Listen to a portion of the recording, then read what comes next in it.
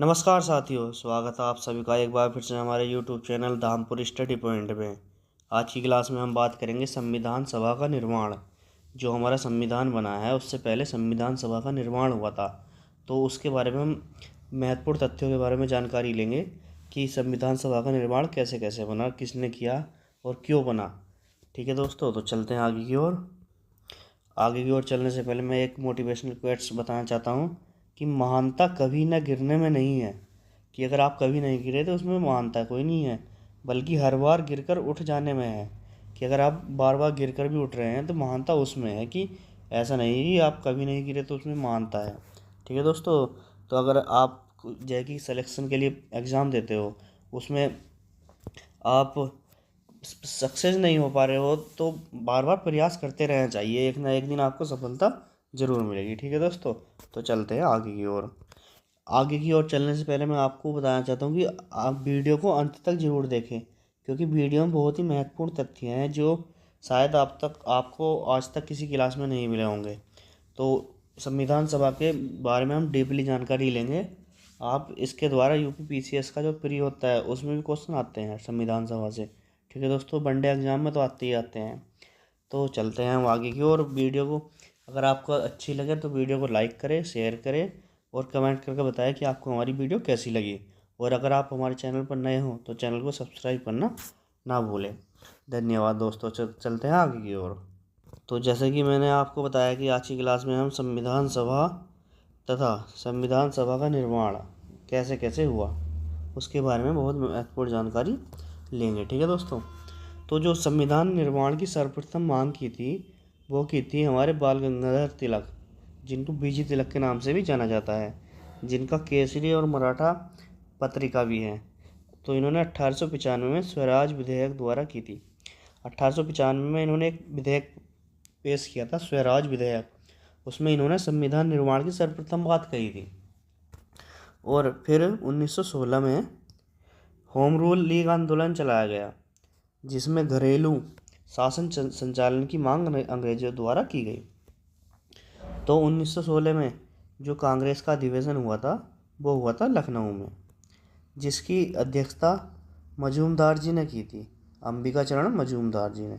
ठीक है दोस्तों, तो तभी एक होम रूल लीग आंदोलन चालू किया गया एनी बेसेंट और बीजी तिलक जी के द्वारा।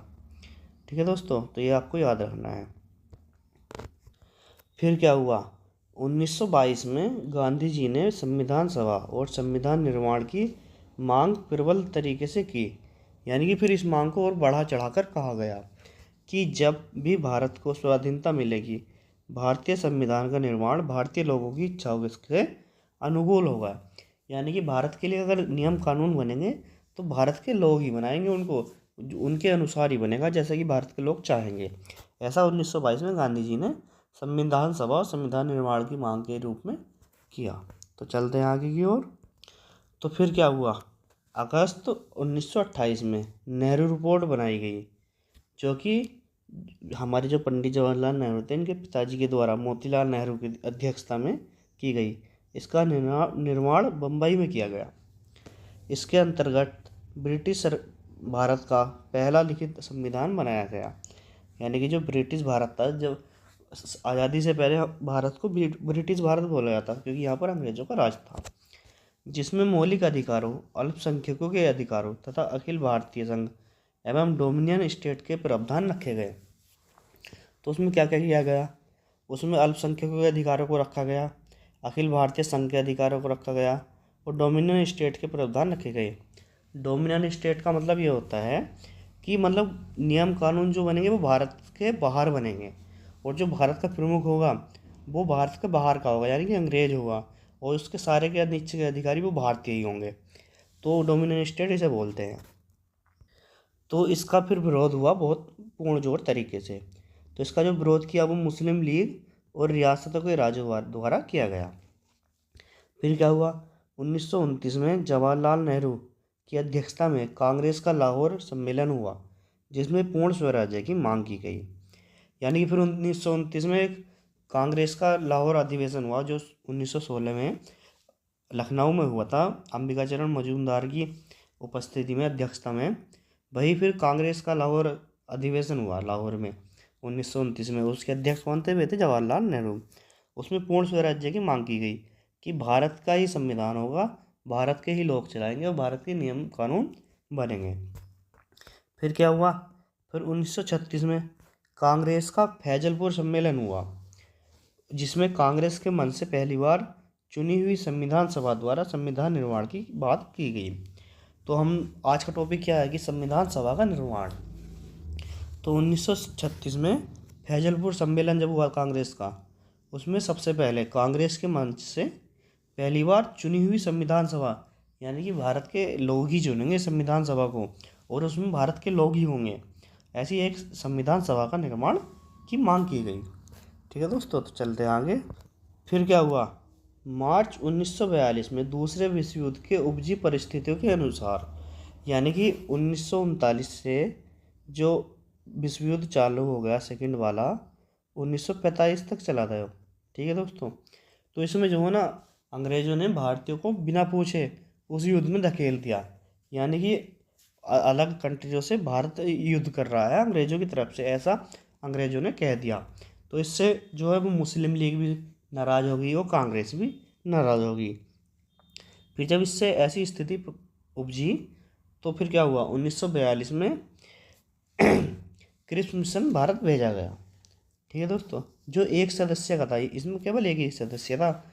इसने युद्ध के बाद भारत में उत्तरदायी शासन की मांग को मानने का वचन दिया, यानी कि भारत में एक ऐसा शासन होगा जो उत्तरदायी होगा, यानी किसी भी कारण के लिए कोई भी गलत काम होता है भारत में तो वो उत्तरदायी होगा, ऐसा शासन। तो ऐसी शासन की मांग को प्रस्ताव भेजा, लेकिन यहाँ भी डोमिनियन स्टेट ही था, कि यानी कि जो मालिक होगा, जो सबसे बड़ा राजा होगा, वह अंग्रेज ही होगा। ठीक है दोस्तों, तो फिर इसको भी क्या करा, जिसने कांग्रेस लीग और गांधी जी ने नामंजूर कर दिया। इसमें क्या हुआ? इस डोमिनियन स्टेट को भी कांग्रेस ने, मुस्लिम लीग ने और गांधी जी ने इसे नामंजूर कर दिया कि हमें ये पसंद नहीं है। फिर क्या हुआ? गांधी जी ने इस मिशन को पोस्ट डेटेड चेक की संज्ञा दी। पोस्ट डेटेड चेक का मतलब क्या है कि एक ऐसा चेक जो, अर्थात अंग्रेज एक ऐसा दिवालिया बैंक है जो भविष्य में कभी भी फेल हो सकता है, यानी कि ये हमें एक ऐसा चेक दे रहे हैं कि जो भविष्य में भुन सके या नहीं भुन सके, यानी कि उससे पैसे निकले ना निकले, ऐसा चेक दे रहे हैं, पोस्ट डेटेड चेक। ठीक है, तो चलते हैं आगे की ओर। तो फिर क्या हुआ? भारत में शासन की अव्यवस्था को देखते हुए तत्कालीन वायसराय लॉर्ड बेवल, जून 1945, तो 1945 में वायसराय कौन थे? वो थे लॉर्ड बेवल। तो उन्होंने जून 1945 में शिमला में सर्वदलीय बैठक बुलाई, जो किसी भी तार्किक नतीजे पर नहीं पहुंची।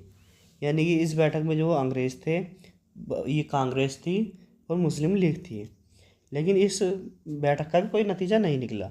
इस सम्मेलन को शिमला सम्मेलन, शिमला समझौता या बेबल योजना, बेबल प्लान के नाम से भी जाना जाता है। फिर क्या हुआ? मार्च 1946 में, दोस्तों ये 6-1 ही है, 1946 में कैबिनेट मिशन भारत भेजा गया, जिसकी अध्यक्षता सर पैथिंग लॉरेंस ने की तथा 2 अन्य सदस्य सर स्टेफर्ड क्रिप्स और एबी अलेक्जेंडर थे। ये स्टेफर्ड क्रिप्स वही है जो पिछली बार एक सदस्य आया था। ठीक है दोस्तों, क्रिप्स मिशन जो आया था एक सदस्य, उसी का अध्यक्ष थे।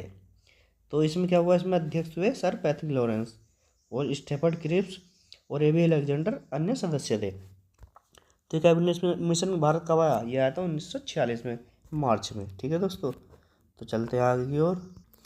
इस आयोग द्वारा तत्कालीन समय में शासन का सही निर्धारण करने का प्रयास किया गया। इसकी सिफारिशों के आधार पर संविधान सभा की रचना की गई।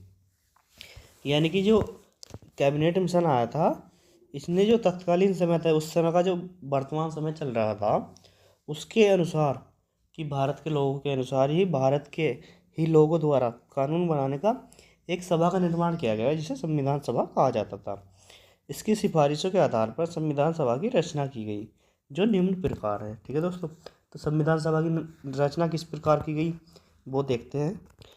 संविधान सभा में कुल सदस्य 389 थे, यानी कि 389 सदस्य कुल थे संविधान सभा में, जिसमें से ब्रिटिश भारत से 292 सदस्य हुए। यानी कि जो ब्रिटिश भारत था, जो भारत है हमारा आज का, जो ब्रिटिश के अधीन था, उससे 292 सदस्य लिए गए। फिर क्या हुआ, फिर चीफ कमिश्नरी ली गई 4, जो कि दिल्ली, कुर्ग, उज्बेकिस्तान वगैरह थे। ठीक है दोस्तों, ये भी आगे हम बताएंगे। फिर क्या हुआ, देशी रियासतों से 93 सदस्य रखे गए। तो ये याद रखना, ये पूछा जाता है एग्जाम में कि संविधान सभा जो बनी थी उसमें कुल सदस्य कितने थे, तो वे 389। ब्रिटिश भारत से कितने थे, वो थे 292। चीफ कमिश्नरी कितनी बनाई गई, वो थे 4। देशी रियासतों से कितने थे, वो थे 93। ठीक है, तो ब्रिटिश भारत और चीफ कमिश्नरी क्षेत्रों से सदस्यों का निर्वाचन किया गया। प्रत्येक 10 लाख पर जनसंख्या पर एक सदस्य को चुना गया।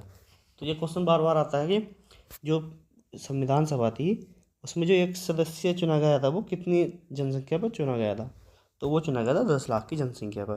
ठीक है दोस्तों, तो चलते हैं आगे की ओर। तो ये जो सदस्य थे इनको 3 भागों में बांटा गया।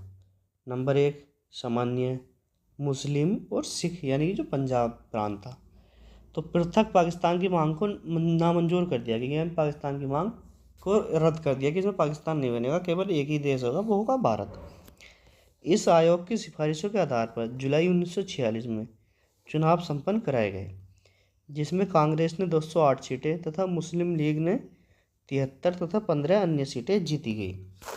इसमें जो 4 कमिश्नरी थी, चीफ कमिश्नरी, जो अभी पहले बताया था, वो थी दिल्ली, कुर्ग, अजमेर और बलूचिस्तान। ठीक है, अजमेर कहाँ की थी ये, अजमेर थी राजस्थान वाली, मेरवाड़ वाली। और बलूचिस्तान, ब्रिटिश बलूचिस्तान, ये था पाक में है आजकल। ठीक है, और कुर्ग है कर्नाटक, दिल्ली तो आप जानती हैं भारत की राजधानी है। तो ये 4 कमिश्नरी थी। तो आगे और चलते हैं। इसी के आधार पर अंतरिम सरकार का गठन 1946 में किया गया, यानी कि जो संविधान सभा बनी है 1946 में कैबिनेट मिशन के द्वारा बनाई गई। इसी के आधार पर जो ये सीटें का बंटवारा हुआ था, ये इलेक्शन वगैरह कराया गया, इसी के आधार पर अंतरिम सरकार का गठन किया गया कि भारत की अंतरिम सरकार ही होगी, अब यही भारत को चलाएगी। तो जिसमें 2 सितंबर 1946 से कार्य करना प्रारंभ किया, जिसमें मुस्लिम लीग ने भाग नहीं लिया। अब मुस्लिम लीग ने भाग नहीं लिया क्योंकि मुस्लिम लीग होगी नाराज होगी, पाकिस्तान की मांग को इसने ठुकरा दिया था। इस सरकार का अध्यक्ष तत्कालीन वायसराय लॉर्ड बेवल को बनाया गया तथा उपाध्यक्ष पंडित जवाहरलाल नेहरू थे। अब इसमें भी क्या हुआ कि इसमें जो अध्यक्ष बना वो तो बना बेवल और उपाध्यक्ष बना पंडित जवाहरलाल नेहरू जी। ठीक है दोस्तों, तो चलते हैं आगे की ओर। इस सरकार ने सदस्य संख्या नेहरू सहित 14 रखी, यानी कि जो सरकार में सदस्य थे वो कुल टोटल थे 14 थे, अध्यक्ष सहित। 26 अक्टूबर 1946 को इस सरकार का पुनर्गठन किया गया, यानी कि फिर से एक बार से फिर गठन किया गया, जिसमें 5 प्रतिनिधि इसमें भी शामिल हुए। लीग के 5 प्रतिनिधि इसमें भी शामिल हुए, जो मुस्लिम लीग थी। मार्च 1947 में माउंटबेटन भारत के वायसराय बने, यानी कि फिर बेवल के स्थान पर वायसराय जो बने वो बने माउंटबेटन। इन्होंने 3 जून 1947 को एक योजना प्रस्तुत की, जिसमें विभाजन या माउंटबेटन या जून योजना के नाम से भी जाना जाता है। तो मार्च 1947 में माउंटबेटन भारत के वायसराय बने। इन्होंने जो 3 जून 1947 को एक योजना प्रस्तुत की सभी के सामने, जिसे विभाजन योजना या माउंटबेटन योजना या जून योजना के नाम से जाना जाता है। इसे 18 जुलाई 1947 को ब्रिटेन के भारत के राजा ने पास कर दिया, यानी कि भारत के जो वो ब्रिटेन का राजा था उसने भी इसे 18 जुलाई 1947 को पास कर दिया। तो इसमें क्या था ये देखते हैं हम। इस योजना की क्रियान्विति 15 अगस्त 1947 के भारत स्वतंत्रता अधिनियम में हुई। इसके निम्न प्रावधान थे। भारत को 2 डोमिनियन स्टेटों में बांटा गया, फिर इसमें भी डोमिनियन स्टेट की बात हो गई कि फिर मालिक वही रहेगा अंग्रेज। नंबर 1 भारत और पाकिस्तान, 2 ऐसे डोमिनियन स्टेट बना दिए गए। भारत से ब्रिटिश सम्राट के सभी अधिकार हटा दिए गए। ठीक है दोस्तों, यानी जो ब्रिटिश सम्राट का अधिकार था वो हटा दिया गया। पूर्वी बंगाल, पश्चिम बंगाल, सिंध, उत्तर पश्चिमी सीमांत प्रदेश तथा असम का सिलहर जिला पाकिस्तान को दे दिया गया।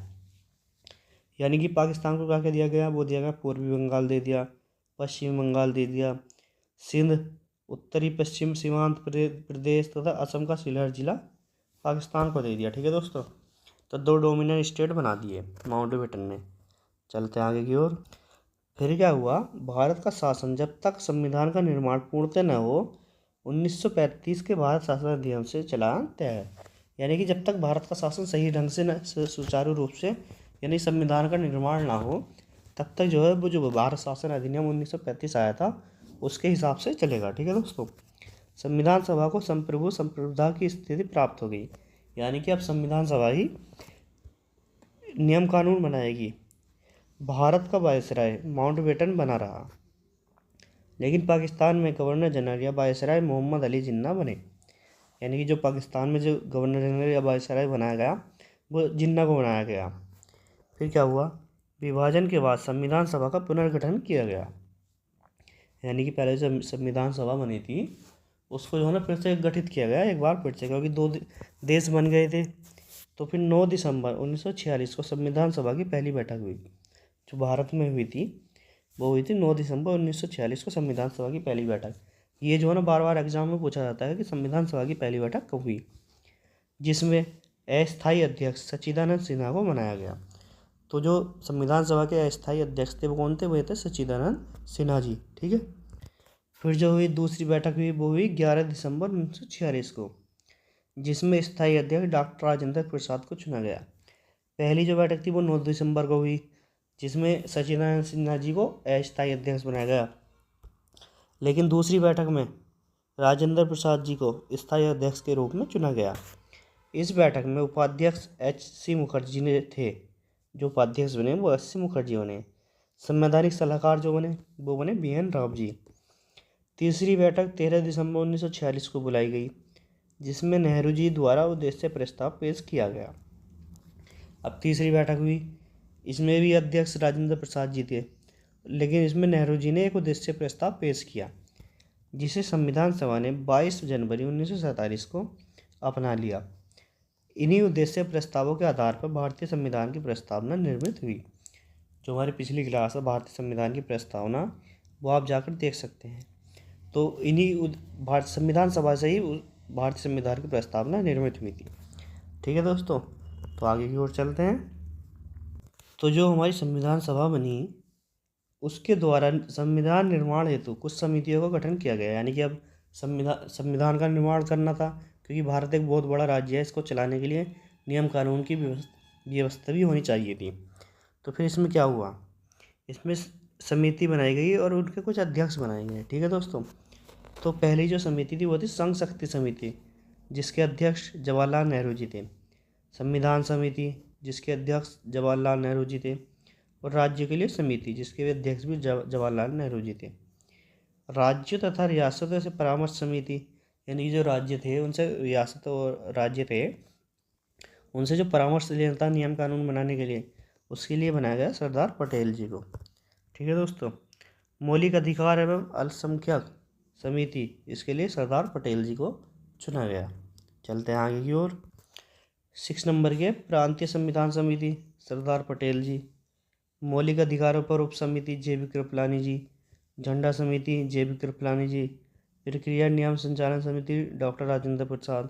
सर्वोच्च न्यायालय से संबंधित SH वर्धाचार्य। ये आपको याद रखना है दोस्तों, आप देख सकते हैं इसको, आप नोट्स कर लीजिए कहीं भी। ठीक है, क्योंकि एग्जाम में बार बार पूछा जाता है। झंडा समिति होगी, प्रारूप समिति होगी। तो प्रारूप संविधान का परीक्षण करने वाली एक समिति बनाई, जिसके जो अध्यक्ष बने वो अल्लादी कृष्णा स्वामी अय्यर बने। प्रारूप समिति ड्राफ्टिंग मसौदा समिति, इसके अध्यक्ष बनाए गए डॉक्टर भीमराव अम्बेडकर जी, जिनको संविधान निर्माता के रूप में जाना जाता है। संविधान की जो समीक्षा आयोग बना उसके बने MN भट्टाचार्य। ठीक है दोस्तों, तो ये याद रखना है आपको। चलते हैं आगे की ओर। तो जो हमारी प्रारूप समिति थी इसमें 7 सदस्य थे, जिसके अध्यक्ष डॉक्टर राजेंद्र प्रसाद जी थे। तो पहले सदस्य कौन थे, डॉक्टर BR अम्बेडकर जी, अल्लादी कृष्णा स्वामी अयंगर जी, N गोपाल स्वामी अयंगर जी, कन्हैयालाल मणिकलाल मुंशी जी, जिनको KM मुंशी के नाम से भी जाना जाता है, N माधवराज, यह BL मित्तल के स्थान पर आए थे। TT कृष्णामाचार्य, यह DP खेतान के स्थान पर आए थे। इन दोनों ने जो है इस्तीफा दे दिया था। ठीक है दोस्तों, साथ होते मोहम्मद सादुल्ला। और प्रारूप समिति 29 अगस्त 1947 को गठन की गई थी। तो इसका गठन कब हुआ? वो हुआ था 29 अगस्त 1947 को। इसके जो अध्यक्ष थे वो थे BR अम्बेडकर जी। याद रखना है दोस्तों, ठीक है। तो चलते हैं आगे की ओर। ये कुछ महत्वपूर्ण तथ्य हैं संविधान सभा के बारे में, तो ये याद रखते हैं आपको, ये बार बार एग्जाम में पूछे जाते हैं कि संविधान सभा में पहली बैठक के अंतर्गत कितने सदस्यों ने भाग लिया? वो लिया 207 सदस्यों ने, ठीक है दोस्तों। संविधान सभा में कुल 15 महिलाओं ने भाग लिया था तथा 8 महिलाओं ने संविधान पर हस्ताक्षर किए थे। 15 अगस्त 1947 को भारत विभाजन उपरांत संविधान सभा में सदस्य घटकर 324 रह गई, ठीक है दोस्तों। जो 389 थी, 389, वो 324 ही रह गई अब संख्या। अक्टूबर 1947 को संविधान सभा में सदस्य संख्या घटकर 299 रह गई। फिर 324 से क्या हुआ? 299।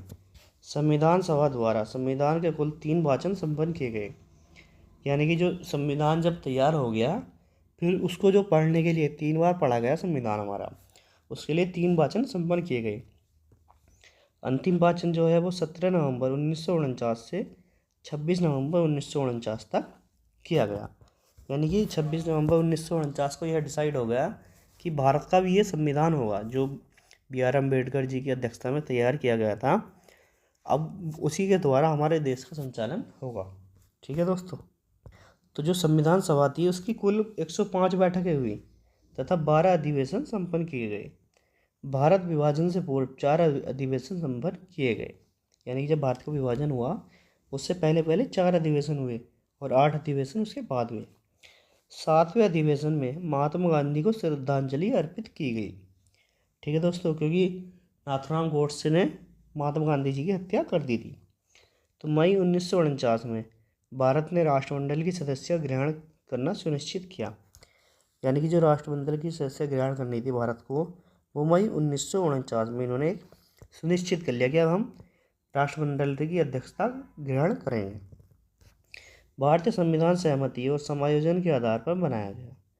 जो भारत का संविधान था वो सभी की सहमति से और सभी का समायोजन, यानी कि हर तबके तक इस नियम कानून की पहुंच होनी चाहिए कि हर तबके को इसका लाभ मिलना चाहिए, ऐसा संविधान बनाया गया। भारतीय संविधान सभा ने 2 प्रकार से कार्य किया। जब संविधान निर्माण का कार्य किया जाता तो इसकी अध्यक्षता डॉक्टर राजेंद्र प्रसाद करते तथा जब संविधान सभा विधायिका के रूप में कार्य करती तो अध्यक्षता गणेश वासुदेव मावलंकर, जिनको GV मावलंकर भी कहते हैं, जो लोकसभा के पहले स्पीकर भी बने थे, ठीक है दोस्तों। तो संविधान सभा ने 2 प्रकार से कार्य किया। संविधान निर्माण का कार्य जो किया वो किया गया डॉक्टर राजेंद्र प्रसाद की अध्यक्षता में, और संविधान निर्माता कौन है हमारे? वो है BR अम्बेडकर जी। और जब संविधान सभा विधायिका के रूप में कार्य करती तो उसकी अध्यक्षता करेंगे GV मावलंकर, यानी कि पहले लोकसभा स्पीकर। चलते हैं आगे की ओर। संविधान सभा की अंतिम बैठक ने संविधान निर्माण हेतु 24 नवंबर 1949 को आयोजित की गई, ठीक है दोस्तों। तो जो संविधान सभा की अंतिम बैठक थी वो हुई 24 नवंबर 1949 को। इस दिन 284 लोगों ने संविधान पर हस्ताक्षर किए, ठीक है। तो हस्ताक्षर करने वाला पहला व्यक्ति जो था वो थे पंडित जवाहरलाल नेहरू जी, भारत के प्रथम प्रधानमंत्री भी बने। राजस्थान से हस्ताक्षर करने वाला पहला व्यक्ति बलवंत सिंह मेहता तथा राजस्थान से 12 सदस्य भेजे गए, ठीक है, याद रखना है फैक्ट से। 11 सदस्यीय देशी रियासतों से तथा एक चीफ कमिश्नरी अजमेर मेरवाड़ क्षेत्र से हैं। 26 नवंबर 1949 को संविधान के 15 अनुच्छेद, जिसमें नागरिकता, अंतरिम संसद तथा संक्रमणकालीन उपबंध लागू किए गए। तो 26 नवंबर 1949 को पूरा संविधान लागू नहीं किया गया, केवल 15 अनुच्छेद ही लागू किए गए, ठीक है दोस्तों। तो चलते हैं आगे की ओर। संविधान जो संपूर्ण संविधान लागू हुआ वो हुआ था 26 जनवरी 1950 को, लेकिन लागू करने से पहले 24 जनवरी 1950 को अंतिम बैठक बुलाई गई जिसमें डॉक्टर राजेंद्र प्रसाद को भारत का राष्ट्रपति चुना गया। तो स्वतंत्र भारत के प्रथम राष्ट्रपति कौन चुने गए? वो चुने गए डॉक्टर राजेंद्र प्रसाद तथा राष्ट्रगीत और राष्ट्रगान को अपनाया गया। तो हमारे राष्ट्रपति को कब चुना गया? वो चुना गया 24 जनवरी 1950 को, और राष्ट्रगीत और राष्ट्रगान को कब बनाया गया? वो भी 24 जनवरी 1950 को ही। ये क्वेश्चन भी बार बार एग्जाम में पूछा जाता है। राष्ट्रगान रविन्द्रनाथ टैगोर पहली बार 1911 में कोलकाता के अधिवेशन में गाया गया था, ठीक है। रविन्द्रनाथ टैगोर जी ने इसकी रचना की थी। इसकी जो टाइम पीरियड है, अवधि है, वो लगभग 52 सेकंड है और रचना इसकी मूल बांग्ला भाषा में है। राष्ट्रीय गीत जो है हमारा वंदे मातरम, उसको बंकिम चंद्र चटर्जी ने लिखा था। यह मूलतः संस्कृत भाषा में है तथा आनंद मठ से लिया गया है। ठीक है दोस्तों, तो ये लिया गया आनंद मठ से। चलते हैं आगे की ओर। तो दोस्तों, आज की जो क्लास में हमने बात की संविधान सभा तथा उसके निर्माण के बारे में, बहुत ही महत्वपूर्ण तथ्य की जानकारी दी हमने। ये वीडियो आप बार बार देख सकते हैं, इसके नोट्स बना सकते हैं। ठीक है दोस्तों, क्योंकि ये प्रत्येक एग्जाम में बार बार पूछे जाते हैं, क्योंकि पॉलिटी का वेटेज काफ़ी हद तक रहता है। प्रत्येक एग्जाम में 2-3 क्वेश्चन जरूर पूछे जाते हैं। तो दोस्तों, अगर आप हमारे चैनल पर नए हो तो हमारा चैनल धामपुर स्टडी पॉइंट को सब्सक्राइब करना ना भूलें और कमेंट करके जरूर बताएं कि आपको हमारी वीडियो कैसी लगी, और हमारी वीडियो को लाइक करें, शेयर करें। ठीक है दोस्तों, तो आज की वीडियो में दोस्तों इतना ही था। जय हिंद, जय भारत, वंदे मातरम।